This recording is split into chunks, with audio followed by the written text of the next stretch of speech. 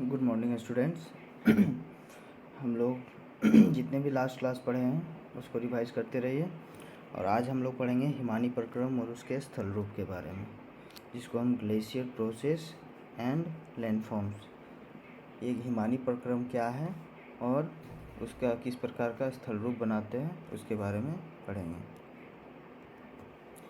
चलिए, उससे पहले हम जान लेते हैं कि आवर्तन और निक्षेपण क्या है। ये जितने भी इस जो टॉपिक है उसमें जितने भी जो टर्म्स हैं वो आवर्तन और निक्षेपण का ही कार्य हैं।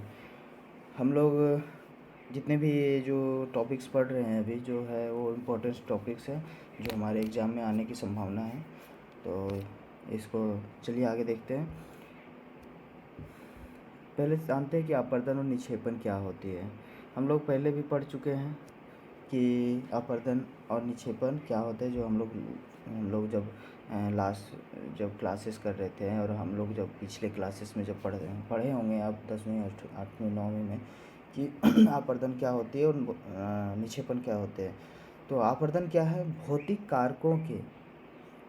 कारकों के बल द्वारा या फिर बाह्य बल द्वारा धरातल पर स्थित पदार्थ को एक स्थान से दूसरे स्थान विस्थापित करने के क्रम में जिस स्थान से पदार्थ को उठाया गया है, मतलब हटाया गया है, उसे आवर्तन, तथा जिस स्थान पर उसे ले जाया गया है उसे हम निक्षेपण कहते हैं। चलिए इसे ड्रॉ करके देखते हैं। ये देखिए धरातल है, ठीक है। धरातल पे यहाँ फिजिकल फैक्टर्स काम कर रहे हैं। फिजिकल फैक्टर्स अभी बोल रहे हैं, भौतिक कारक जो है बाह्य बल कार्य करेंगे। तो यहाँ का जो मटेरियल्स है यहाँ पे वो काट के अपने साथ ले जाएंगे। मान लीजिए अभी हम फिजिकल फैक्टर्स के रूप में हम लोग लेते हैं नदी यहाँ का मटेरियल्स उठा के लेके जा रहा है। अपने जो लेके जा रहा है उसको हम परिवहन कहते हैं। अब वो परिवहन करके लेके जाके जहाँ पे वो डालेगा, ठीक है, यहाँ पे रख दिया, तो उसको हम निक्षेपण कहते हैं। क्यों? क्योंकि यहाँ से उठाया आवर्तन और यहाँ पे जाके क्या किया, उसको वहाँ पे जाके रख दिया, उसको हम क्या कहते हैं? निक्षेपण। तो यहाँ का भी स्थलाकृति चेंज होगा, है ना। दोनों जगह का स्थलाकृति चेंजेज होगी। देखो यहाँ से जब हटाएगा तो यहाँ पे गड्ढा हो जाएगा, ठीक है, और यहाँ पे जब निक्षेप करेगा तो यहाँ पे ऊंचा हो जाएगा। समझ में आया? कुछ हो गया। ये अपर्दन हुआ यहाँ पे और यहाँ पे निक्षेपण हुआ। अपर्दन और निक्षेपण में जो क्रिया हुए उससे तो स्थलाकृति में भी प्रभाव आया, परिवर्तन आया स्थलाकृति में। स्थलाकृति मतलब धरातल में परिवर्तन आया, है ना। तो यही परिवर्तन में किस किस प्रकार से फॉर्म्स हैं वो उसके बारे में पढ़ेंगे। कितने टाइप्स होते हैं अपर्दन में, कितने टाइप होते हैं निक्षेपण में, मतलब स्थलाकृति के टाइप्स। वो हर एक में अलग होता है। नदी में हम लोग पढ़े थे अलग होता है, हवा में अलग होता है। अभी हम लोग पढ़ने वाले हैं हिमानी में, क्योंकि ये टॉपिक्स इम्पोर्टेंट है। चलिए आगे देखते हैं। तो इससे पहले हम लोग हिमानी क्या है उसके बारे में जान लेते हैं, ठीक है। हिमानी क्या है? हिमानी क्या है? पर्वतीय क्षेत्रों में, यहाँ लिखा है, पर्वतीय क्षेत्रों में गुरुत्वाकर्षण का भार के कारण ढाल के अनुसार खिसकती हुई बर्फ को हिमानी कहते हैं। चलिए इसके बारे में जानते हैं। ये हमारा पर्वत है, ठीक है। गुरुत्वाकर्षण बल नीचे लगेगा। यहाँ से हम जानते हैं कि पृथ्वी से ऊंचाई बढ़ने पर वहाँ बर्फ़ जमता है, तो पर्वत में बर्फ़ जम गया है, ठीक है। ये बर्फ़ जम गया। अब ये नीचे गुरुत्वाकर्षण के कारण आएगा और यहाँ पे निक्षेपित हो जाएगा। तो इसी को जो ये ट्रेवल कर रहा है उसको हम क्या कहते हैं? हिमानी कहते हैं। बर्फ़ जब ट्रेवल करता है उसे हम फिर गुरुत्वाकर्षण के कारण जो नीचे जाता है उसे हम क्या कहते हैं? हिमानी, ठीक है। हिमानी को बर्फ़ की एक नदी भी कहा जाता है क्योंकि वो प्रवाहित हो रहा है, जो धरातल पर इसके समय के साथ साथ धीरे धीरे खिसकता है। ये नहीं कि हमारा पानी जिस तरह फ्लो करता है उस तरह वो नहीं फ्लो करेगा। क्यों? क्योंकि बर्फ़ का जो होता है वो होता है सेमी सॉलिड होता है, और हमारा जो पानी है वो लिक्विड होता है। तो हम लोग पढ़े हैं कि लिक्विड जल्दी फ्लो करता है। बर्फ़ को एक प्रकार का पाउडर भी बोल सकते हैं। वो बर्फ़ के बारे में बात चल रहा है, ये नहीं कि बर्फ़ का सिली, ठीक है। अब क्या है, धीरे धीरे खिसकते रहती समय के साथ। इसी खिसकने के क्रम में स्थलाकृतियों का निर्माण जो मुख्य न स्थलाकृतियों में जो होता है वो परिवर्तन होता है। अब कैसे परिवर्तन होता है, अभी हम बोले हैं कि अब वो जब भी ट्रेवल करेगा तो अपने साथ यहाँ से कुछ मटेरियल्स को साथ में लेते जाएगा, है ना। तो यहाँ से मटेरियल्स ले जाएगा तो यहाँ पे डिपोजिशन करेगा, मतलब यहाँ पे निक्षेपण करेगा। तो जहाँ से ले जाएगा वहाँ का भी स्थलाकृति चेंज होगा, जहाँ पे वो निक्षेप करेगा वहाँ पे भी स्थलाकृति चेंजेज होगा, है ना। तो वही चीज़ बोल रहा है। ऐसे क्रम में हम लोग दो ही प्रकार का होता है, अपवर्तनात्मक स्थलाकृति और निक्षेपात्मक स्थलाकृति। यहाँ देखिए, ये अपवर्तनात्मक, ये निक्षेपात्मक स्थलाकृति, इरोजनल लैंडफॉर्म और डिपोजिशनल लैंडफॉर्म, ठीक है। दो प्रकार का स्थलाकृति बनाता है। चलिए उसके बारे में थोड़ा आगे जान लेते हैं, इसका क्या प्रोसेस है उसके बारे में जानते हैं कि किस प्रकार से कार्य करते हैं। फिर उसके बाद हम लोग इरोजनल लैंडफॉर्म्स कितने हैं और डिपोजिशनल लैंडफॉर्म्स कितने हैं, जो इम्पोर्टेंट है वही पढ़ाएंगे, और बाकी चीज़ हम क्लासेस करेंगे अगला, उसमें बताया जाएगा। चलिए प्रोसेस में क्या है, समान रूप से हिमानी अपर्दन अन्य कारकों के समान मार्ग में आने वाली सेल का अपर्दन करता है। तो हम लोग बोले ना, धरातल में क्या है, सेल ही है ना, मृदा है, सेल है, इस सब का क्या करता है, अपने उसका अपर्दन करता है। क्या बोल रहा है, समान रूप से, जो जनरली जो नदी करता है वो ये भी करेगा, जो हवा करता है वो भी ये भी करेगा, है ना।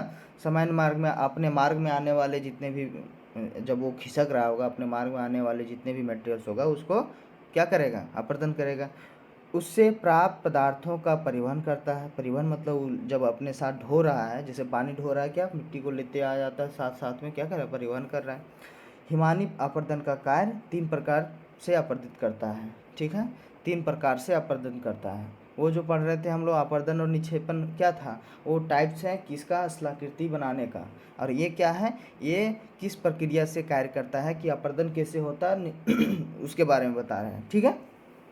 पहला है उत्पाटन, जिसको हम प्लंकिंग कहते हैं। इसमें क्या बताया गया है, चलिए इसके बारे में जान लेते हैं, उत्पाटन के बारे में। हिमानी के तली में अक्षय के कारण बने चट्टानों के टुकड़े गतिशील टीम के साथ फंस कर आगे खिसकने लगती रहती है, उसे उत्पाटन कहते हैं। क्या है, हिमानी के तली में अक्षय के कारण बने चट्टानों के टुकड़े गतिशील हिम के साथ फंसकर आगे खिसकने लगती है या रहती है, उसे उत्पाटन कहते हैं, ठीक है। चलिए इसके बारे में जान लेते हैं। अभी हमने बोले कि जब जो ग्लेशियर है या फिर हिमानी है, जो ऊपर से जब खिसकता है तो अपने साथ क्या करता है, छोटे छोटे पदार्थ चट्टानों को क्या करता है, फंसा कर या उसे अपने साथ इन्वॉल्व करके वो क्या है, आगे ट्रेवल करता है, मतलब खिसकने लगता है। उसी को क्या कहते हैं, उस प्रक्रिया को हम उत्पाटन कहते हैं, प्लंकिंग कहते हैं, पिक करके ले जाना। और दूसरा है अपघर्षण, जिसको अब्रेशन कहते हैं। जब हिमनद छोटे छोटे कंकड़ पत्थर तथा सेल चूर्ण पर्याप्त मात्रा में होते हैं तो हिमानी अपरदन एक सक्रिय कारक हो जाता है। यह पदार्थ अपरदन के अंतर होते हैं, जिसकी सहायता से हिमनद अपनी घाटी की तली तथा किनारों को अपरदन करता है। इस क्रिया को अपघर्षण कहते हैं। चलिए हम कुछ बताते हैं उसके बारे में। ये हिमानी ट्रेवल कर रहा है, ठीक है, ट्रेवल कर रहा है, यहाँ से कंकड़ पत्थर धीरे धीरे वो साथ में लेते आ रहा है, ठीक है, कंकड़ पत्थर ले आया, साथ में ला रहा है। अब ये कंकड़ पत्थर क्या करेगा, यहाँ के धरातल को क्या करेगा, और सक्रिय हो जाएगा, इरोजन होने लगेगा, ठीक है। इरोजन होके मतलब सक्रिय कैसे हो जाता है बताते हैं। ये देखो पतंग है, ठीक है, पतंग का तार है, ठीक है। अब पतंग का जो क्या कहते हैं, रस्सी होता है, सॉरी वायर नहीं, रस्सी होता है, उसमें अगर किसी से लड़ाना है, कटवाना है, तो उससे अंदर क्या देते हैं, कुछ मटेरियल्स दे देते हैं साथ में, तो क्या होता है, जल्दी कटता है। उसी प्रकार क्या होता है, ये अपने साथ क्या लेते आ रहा है, कंकड़ पत्थर लेते आ रहा है, तो यहाँ को अपरदन जल्दी करेगा, है ना। तो वही कह रहा है कि सक्रिय हो जाता है, बहुत ज़्यादा सक्रिय हो जाता है, ठीक है। उसको क्या कहते हैं, ऐसे क्रिया जो होते हैं, ऐसा क्रिया जो हो रहा है हिमानी में, उसको हम एब्रेशन या अपघर्षण कहते हैं। सनी घर्षण तीसरा है, सनी घर्षण, एट्रीब्यूशन है शायद, क्या है, एट्रीब्यूशन है। जिसको हम क्या कहते हैं, हिमानी के साथ प्रभावित होते हुए कंकड़ पत्थर आपस में भी रगड़ खाते हैं एवं घिसते हैं। इस प्रक्रिया को हम शनि घर्षण कहते हैं। चलिए जानते हैं उसके बारे में। ये देखो, अभी हम बताएं कि ये आया कंकड़ पत्थर साथ में लेके आ रहा है, ठीक है। तो ऐसा थोड़ी नहीं कि सिर्फ यहीं के धरातल को ही वो क्या करेगा, अपर्दन करेगा। क्या करेगा, ये कंकड़ है, ये कंकड़ है, आपस में टकराएगा आते जाते, वो भी अपर्दित होगा और छोटा छोटा होते जाएगा। क्या हो रहा है, ये आपस में भी और छोटा छोटा होते जा रहा है कि नहीं हो रहा है, कि आपस में जब टकरा रहा है तो आपस में जो टकराने वाला कर्म है उसी को हम क्या कहते हैं, शनि घर्षण कहते हैं। ऐसे प्रक्रिया को हम शनि घर्षण। 3 प्रकार के प्रक्रिया समझ गए, 3 प्रकार से वह अपर्दित करता है, ये समझ गए। आगे हम लोग पढ़ते हैं, अब लैंडफॉर्म्स के बारे में पढ़ेंगे। एरोजनल लैंडफॉर्म्स कितने प्रकार के होते हैं उसके बारे में आइए जानते हैं। देखिए क्या है, अपरदनात्मक स्थलाकृति इरोजनल लैंडफॉर्म्स। जो मेन लैंडफॉर्म्स बने हैं उसके बारे में यहाँ दिया गया है। इसके अलावा भी और लैंडफॉर्म्स होते हैं, उसको हम बाद में पढ़ेंगे, पहले इसको जान लेते हैं। एग्ज़ाम में इतना ही लिख दो, काफ़ी है, ठीक है। चलो पहले है यू आकार की घाटी के बारे में पढ़ते हैं, ठीक है। क्या है, यू आकार की घाटी। यू आकार की घाटी क्या होती है, यू आकार की घाटी जब जैसे हिमनद अपर्दन करती है तो अपर्दित करते करते वो उसका शेप जो है, अंग्रेजी अक्षर जो होता है मतलब यू शेप में कर देता है, ये इस टाइप में हो जाता है। चलिए इसको हम दिखाते हैं। ये देखो, ये क्या है, यू आकार की घाटी, पहला वाला ये देखो यू शेप बना रहा है। क्या बना रहा है, यू शेप। हिमनद जब अपने साथ जाता है, ट्रेवल करता है ले जाके और अपर्दित करता है तो ज़्यादातर जो घाटियाँ बनती हैं वो यू शेप वैली बनता है। और हम लोग जो क्या पढ़े थे कि नदी में वी शेप बनेगा इस टाइप में, क्योंकि वो नीचे ज़्यादा फोर्स डाल के वो लेटरल ज़्यादा इरोजन करता है। और इसमें है कि ये लिक्विड तो है नहीं, अपने साथ धीरे धीरे घिस सकता है, तो इस प्रकार का घाटी बनाता है। इसमें भी देखो यू शेप की वैली बना रहा है सब जगह, यहाँ भी बना रहा है, ठीक है। और जहाँ पे यू शेप का वैली बनाता है वहाँ पे एक झरना टाइप में बनता है जिसको हम हैंगिंग वैली कहते हैं। ये देखो यहाँ पे ये क्या है, हैंगिंग वैली, क्योंकि ऊपर से नीचे गिरता है, इसको हम हैंगिंग वैली कहते हैं। सब यही चीज़ में लिखना है कि हिमानी अपर्दन के कारण यू शेप टाइप में जो वैली बनाता है उसे हम यू शेप वैली कहते हैं। हैंगिंग वैली के बारे में हम लोग पढ़ना रहेगा, उसके बारे में बताएंगे। जो हैंगिंग वैली लटकती हुई घाटी जो होती है, जब हिमनद की मुख्य घाटी के तल से उससे मिलने वाली जो सहायक घाटियाँ के तल अधिक ऊंचा हो जाती है उसे हम क्या कहते हैं, हैंगिंग वैली कहते हैं। देखो ऊपर वाला जो यहाँ पे है अभी बताते हैं, ये एक हिमनद इधर से आ रहा है, ठीक है, एक हिमनद इधर से आ रहा है, ठीक है, और यहाँ पे ऊंचा है, और एक हिमनद है इधर से जा रहा है, ठीक है।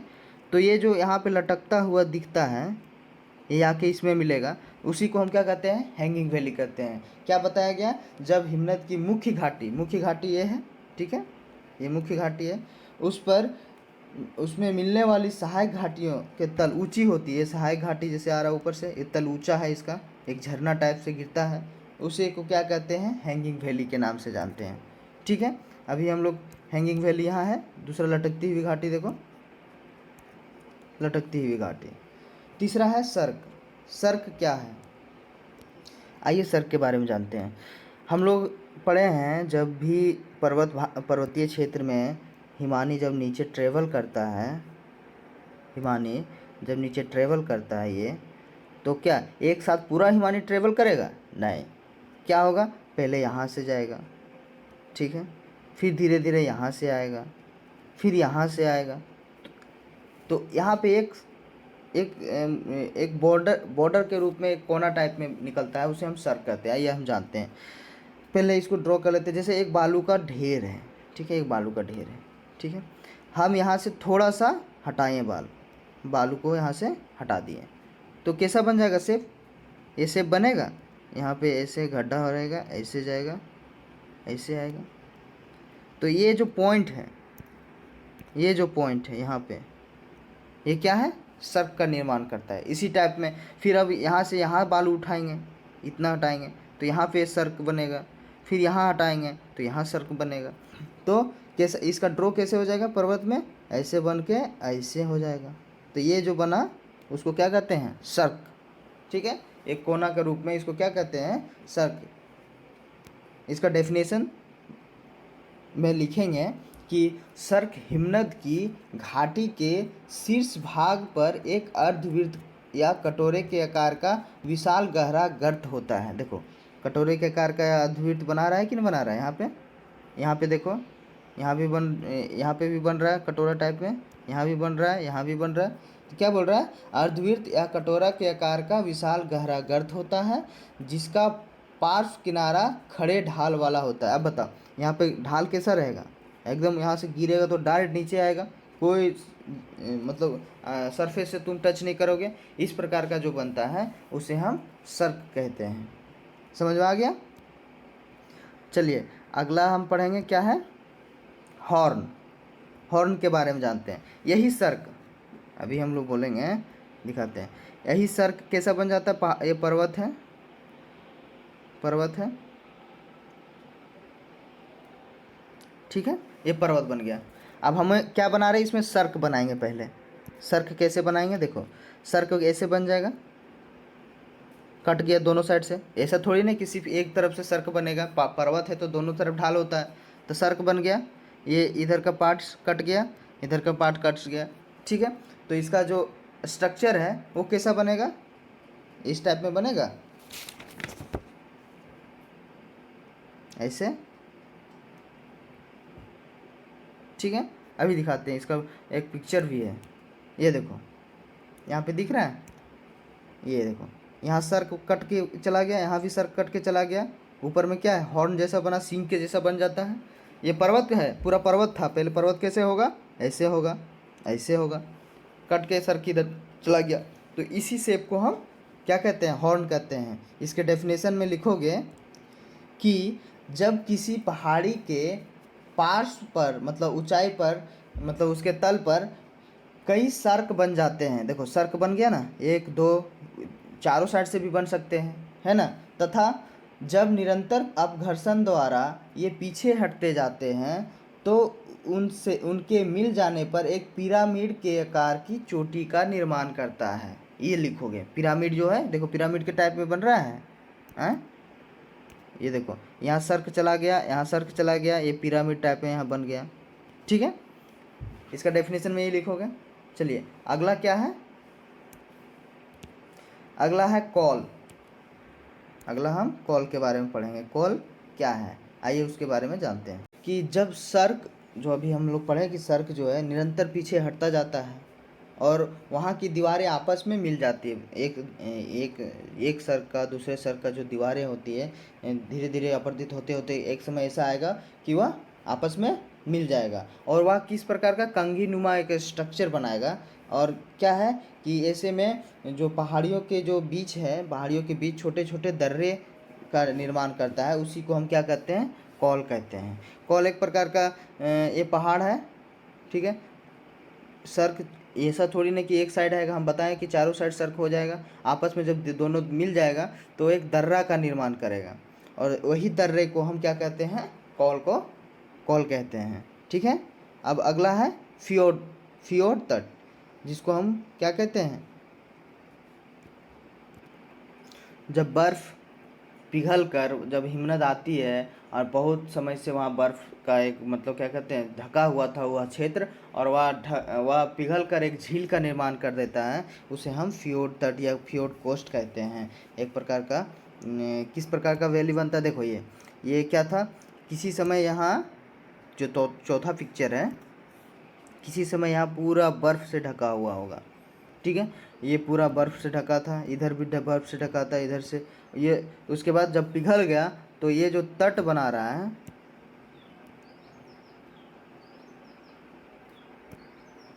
ये जो तट बन रहा है चारों साइड से, इतना तट जो बना उसे हम क्या कहते हैं, फियोर्ड तट, इसको हम डेफिनेशन में बोलेंगे, छोटा सा डेफिनेशन है बस यही कि फ्योर्ड वास्तव में क्या कहते हैं उसको, मतलब पूर्वकालीन घाटियाँ जो हिमानी है, पूर्वकालीन घाटियाँ हिमानियों द्वारा बनाया गया यू आकार की जो वैली है, यू आकार की जो वैली था वो जलमग्न जो घाटियाँ बन जाती है उसे हम क्या कहते हैं, फ्योर्ड। ठीक है, अब नेक्स्ट क्या है, नेक्स्ट हम लोग पढ़ेंगे टील के बारे में। चलिए टील के बारे में जान लेते हैं क्या है, टील क्या होता है। जैसे हम लोग नदी में अंतिम अवस्था में क्या बोलते हैं, एक प्लेन का निर्माण करता है, प्लेन मतलब मैदान का निर्माण करता है, उसी तरह हिमनद जब एक अंतिम अवस्था में पहुंच जाता है, जितने भी अपने साथ लाए गए मलबे होते हैं वो कहाँ बिछा देते हैं, वो अपने पर्वत के नीचे बिछाते हैं, यहाँ पे बिछा देंगे। ठीक है, ये बिछा दिए पर्वत के नीचे, तो उसी जो वो प्लेन का जो निर्माण करेगा उसी को क्या कहते हैं, टील कहते हैं। ठीक है, उसी को क्या कहते हैं, टील। जब मतलब महाद्वीपीय हिमालय आगे बढ़ते हैं तो सारे प्रदेश का जो मोरेन हिमानी द्वारा लाए जाते हैं, मोरेन उसी को कहते हैं जो अपने द्वारा लाए गए जितने भी सारे मटेरियल्स हैं वो क्या कहते हैं, पूरा स्थलाकृति में समतल मतलब फैला देते हैं, अपना जो नीचे है पर्वत के जो तली में वो फैला देते हैं, उससे समतल का निर्माण हो जाता है, समतल, उसी को हम क्या कहते हैं, टील प्लेन के नाम से। इसके अलावा बहुत सारे और चीज़ें नुनाटक हैं, नुनाटक किसे कहते हैं, जैसे किसी भी पहाड़ी में, पहाड़ी के सबसे ऊंची चोटी में एक एकदम कठोर चट्टान है जिसको आप पर्वत नहीं कर सकते हैं, तो उस पर क्या होगा कि बर्फ़ अगर गिरेगा भी तो वहाँ पे स्टेबल नहीं करेगा और फिसल के नीचे आ जाएगा, कभी बर्फ़ वहाँ मतलब स्टे नहीं कर सकता है, तो वहाँ पे अपर्दन हो ही नहीं सकता है। ऐसे ही जो पहाड़ी होते हैं या पहाड़ होते हैं उसको हम क्या कहते हैं, नुनाटक का नाम देते हैं। उसके अलावा और बहुत सारे चीज़ हैं जिसको हम क्या कहते हैं, मेष शिला के नाम से जानते हैं, हिम सोपान, ये सब आगे पढ़ेंगे हम लोग, टार्न लेक के बारे में पढ़ेंगे, ये सब चीज़ बाद में। लेकिन लिखने के जो सारे हैं ये टॉपिक दे के छोटा छोटा सा लिखने से आपका काम हो जाएगा। चलिए आगे बढ़ते हैं। ये देखिए सर्क है, यहाँ मोरेंस क्या है, मूवमेंट कैसे ग्लेशियर कर रहा है, यहाँ पे देखिए यहाँ सर्क बन रहा है, देखो यहाँ से यहाँ तक। ठीक है, ऐसा सा सर्क इधर भी बन रहा होगा, इधर भी बन रहा होगा, इधर भी बन रहा होगा, आपस में मिल जाते हैं, कभी कभी यहाँ का बाउंड्री होता है। ठीक है, ये ट्रेवल करते हुए आता है, यहाँ पे देखो वाटरफॉल बना दिया है, एक समय ऐसा होगा यहाँ पे, इसी को फ्योर्ड के नाम से भी जानते हैं। जब कभी ग्लेशियर होता है यू आकार का वैली में, जब पानी जम जाता है, मतलब क्या कहते हैं, पानी पिघल जाता है, उसको हम कहते हैं ग्लेशियर मूवमेंट कैसे कर रहा है, बता रहा है। ठीक है, चलिए आगे बढ़ते हैं।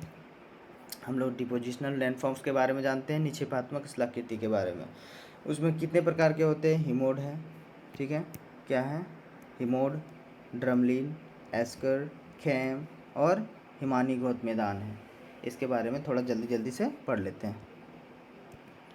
हिमोड क्या है, देखो हिम के द्वारा लाए गए अपने साथ जितने भी मटेरियल्स लाए गए हैं वो यहाँ पे आके बिछाएगा, इसमें मिला हुआ हो रहेगा क्या, हिमानी भी रहेगा, क्या रहेगा, उसके लाए गए मटेरियल्स भी रहेंगे, और जब यह पिघल जाएगा हिमानी तो क्या यहाँ बच जाएगा, सिर्फ मटेरियल्स बच जाएंगे। ठीक है, यही मटेरियल्स को क्या कहते हैं, हिमोड कहते हैं, जो अपने द्वारा लाए गए जो मलबा है वो सिर्फ छोड़ देते हैं, और क्या कहते हैं ये जब जब टेम्परेचर बढ़ता है तो धीरे धीरे क्या करेगा, इधर यहाँ से पिघलेगा, यहाँ से पिघलेगा, धीरे धीरे क्या पीछे हटते जाएगा, क्या पीछे हटते जाएगा, जो हिमानी है वो पीछे हटते जाएगा, क्योंकि यहाँ का बर्फ़ पिघलने लगता है धीरे धीरे। ठीक है, तो हिमोड क्या कहते हैं, जनरली वो जो लाए गए पदार्थ है उसको यहाँ छोड़ देता है कैसे, अपने साथ तो लाता है लेकिन गर्मी के कारण वह हिम तो पिघल जाता है, लेकिन क्या है जो उसका जो मलबा है साथ में लाए गए हैं जितने भी फैक्टर्स हैं उसको यहाँ पे छोड़ देता है, उसे हम हिमोड के नाम से जानते हैं। उसको डेफिनेशन में हम लोग बताएंगे कि हिमानी के पीछे हटने से जो मलबे जो पड़े दिखाई देते हैं उसे को हम क्या कहते हैं, हिमोड। ठीक है, आगे हम लोग पढ़ेंगे ड्रमलिन के बारे में। ड्रमलिन क्या, लेकिन हिमोड जो है, हिमोड के भी बहुत सारे टाइप्स हैं, उसके बारे में 4 प्रकार के होते हैं। पहला होता है लेटरल होता है, जिसको हम पार्श्व हिमोड कहते हैं, पार्श्ववर्ती जिसको बोलते हैं लेटरल मोरेन्स। दूसरा होता है मेडियल मोरेन्स, जिसको हम मध्यवर्ती हिमोड कहते हैं। और चौथा होता है टर्मिनल मोरेन्स कहते हैं, जिसको हम अंतिम हिमोड कहते हैं। और चौथा होता है ग्राउंड मोरेन, जिसको हम तलस्थ या तटस्थ मतलब बोलते हैं मोरेन्स के नाम से, या मतलब हिमोड के नाम से जानते हैं। ठीक है, ये 4 प्रकार के होते हैं। इसके बारे में बाद में पढ़ेंगे, पहले हम सबका डिफाइन कर लेते हैं। ड्रमलिन क्या होता है, ये ड्रमलिन के बारे में पढ़ते हैं। इसमें जब बताया गया था हिमोड का 4 टाइप्स होते हैं, तो ये जो ग्राउंड होता है, ग्राउंड जो अंतिम होता है, अंतिम हिमोड जो होता है, अंतिम हिमोड के बाद जो अपने साथ लाए गए जितने भी कंकड़ पत्थर जो होते हैं बर्फीले, अपने रगड़ खा के गोल गोल शेप में बन जाता है। और वो शेप एक जब नीचे आता है, मोरेन्स को बताए थे कि जब वो पिघल जाता है हिमानी, तो मटेरियल्स बच जाते हैं। वो मटेरियल्स कहीं कहीं ऐसे जगह पाए जाते हैं जहाँ पे एक जितने भी पत्थर से गोल गोल पाए जाते हैं, और वो एक ढेर लगा देता है, ढेर शेप में होता है, छोटा छोटा सा मतलब पहाड़ी शेप में दिखाई देता है। ऐसा लगता है कि क्या क्या अंडे का टोकरी है, उसको उल्टा करके रखा गया है। इसी को हम क्या कहते हैं, ड्रमलिन कहते हैं। यही जो शेप बनता है, ये स्थलाकृति जो बनते हैं, उसे हम ड्रमलिन कहते हैं। ये निक्षेपण के कारण ही होता है, क्योंकि लाया गया है और वहाँ पे क्या किया गया है, यहाँ पे निक्षेपित किया गया पदार्थ से बना गया है। ठीक है, ड्रमलिन शेप। चलो, तीसरा है एस्कर। एस्कर क्या होता है कि जब हिमोड आता है, हिमोड के बारे में जान गए। हिमोड आता है तो हिमोड नीचे आने के क्रम में वो क्या कहते हैं, बर्फीले, अभी हम बताए कि हिमोड कैसे बनता प्रक्रिया, उसके बताए थे कि बर्फ़ के साथ जितने भी मटेरियल्स आते हैं वो रह जाते हैं, बर्फ़ पिघल के चला जाता है। लेकिन बर्फ़ से पिघलने से जो प्राप्त जो होते हैं हमारे क्या कहते हैं, पानी होता है, जलधारा, वो क्या करता है, जलधारा का निर्माण करता है। और वो जिस वे से जाता है वहाँ पे एक घाटी का निर्माण करता है, और उस घाटी में जितने भी मिट्टी होता है तो बहा के ले जाता है, लेकिन बच क्या जाते हैं, कंकड़ पत्थर। और कंकड़ पत्थर से जो निर्माण होता है घाटी का, जिसे हम लोग नदी में पढ़ रहे थे भी शेप का वैली, उसमें तो ये नहीं बताया था कि कंकड़ पत्थर, लेकिन इसमें क्या होता है कि सारे मिट्टी को बहा ले जाते हैं और कंकड़ पत्थर से वो घाटी बनता है। उसी को हम क्या कहते हैं, वो जलधारा का जो एक घाटी बनता है, उसी को हम क्या कहते हैं, एस्कर बोलते हैं, एस्कर के नाम से जानते हैं। अब हम केम के बारे में जानते हैं। इसमें सिंपल सा बात है, जो ड्रमलिन है उस टाइप में ही एक क्या कहता है, जो मलबा होता है, जो अपने साथ हिम पिघलने के कारण कुछ मलबा, जो मलबा का जो निक्षेप होता है वो ढेर के रूप में होता है या टीले के रूप में होता है, उस टीले को हम क्या कहते हैं, कैम कहते हैं। सिंपल सा बात इतना याद रखना कि हिमनद का जो आगे हिमनद जो ख़त्म हो जाता है, उसके आगे जो ऐसे टीले बनते हैं, उसी को हम क्या कहते हैं, कैम बनते हैं। और ये बनते हैं बजरी से, बजरी और क्या कहते हैं, चट्टानों से, छोटे छोटे चट्टानों से बनते हैं। और इसका जो ढाल होता है वो तीव्र होता है, ये जो कैम का होता है। चलिए आगे हम लोग क्या पढ़ेंगे, अगला हिमानी घोत मैदान, जिसको हम आउटवर्स प्लेन कहते हैं। इसका नाम से ही पता चल रहा है कि वह मैदान है। और ये मैदान कब बनेगा, ऊंचा स्थल में तो बन नहीं सकता है। क्यों? क्योंकि ज़्यादातर जो मैदान होते हैं वो पहाड़ी के नीचे तलहटी क्षेत्र में होते हैं। ठीक है, तो वही चीज़ है कि यहाँ से जितने भी मलबा लाए गए हैं आउटवाश प्लेन में, वो कहाँ पे एक अपने जो पर्वत है उसके नीचे तले में क्या कहते हैं, निक्षेप कर देता है, और वहाँ पे क्या बोलता है, मैदान का निर्माण होता है, जिसको हम आउटवाश प्लेन के नाम से जानते हैं। इसका हम डेफिनेशन में लिख सकते हैं कि अंतिम हिमोड के पश्चात पानी की जो धाराएं बहना प्रारंभ करती है, और वह धीरे धीरे अपने साथ लाए गए जितने भी मलबा होता है वह क्या कहते हैं, बिखेरने लगता है, या मतलब अपने साथ वह, उसके पास इतना एथी नहीं क्या कहते हैं, उसके पास अब इतना पावर नहीं है, मतलब बल नहीं है कि वो अब उसको परिवहन कर सके, और वह क्या कहता, फैला देता है। और उससे जो फैलाने से क्रम में वह एक प्लेन का निर्माण होता है, जिसको हम आउटवाश प्लेन के नाम से जानते हैं। चलिए, हिमानी से निर्मित स्थलाकृति के बारे में पढ़ लिए। इसके अलावा और बहुत सारे स्थलाकृति आते हैं, जिसको हम बाद में देखेंगे, लेकिन अभी इतना ही। आज हम लोगों ने पढ़े हैं, क्या पढ़े हैं, हिमानी के आपर्दन और निक्षेपात्मक स्थलाकृति के बारे में। चलिए नेक्स्ट क्लास में हम लोग जो बचे हुए जितने भी चीज़ हैं उसके बारे में पढ़ेंगे। ठीक है।